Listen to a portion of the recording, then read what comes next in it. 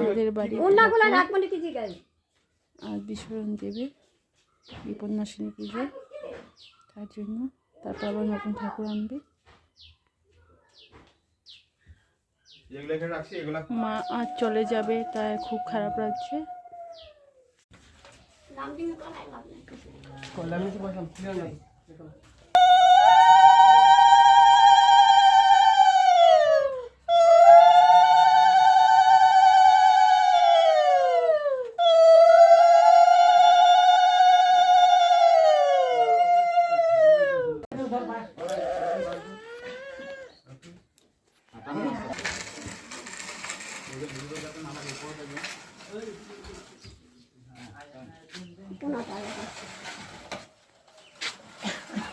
মা কোথায় বাসায়? না,